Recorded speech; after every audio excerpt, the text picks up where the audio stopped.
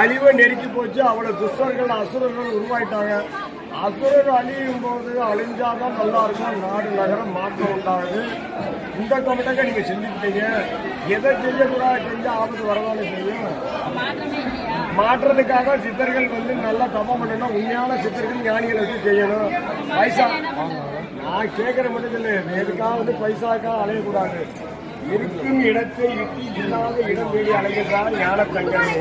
அவர் ஏது மரியாதை தேடி ஞானத்தங்கன்னு இருக்காங்க. இருக்கிற இடத்துல எல்லாம் தேடி வரணும். தேடி போகக்கூடாது.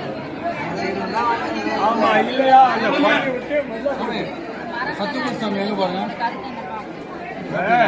மரத்தை வளர்க்கணும். இங்க பாருங்க மலை ஐயா மரம் செடி இயற்கை எதனால ஆபத்து எல்லாம் அந்த செடியில போயிடுவாங்க. நெடுமரம் சேத்தா விறகுக்காகுமா ஞான தங்கமே.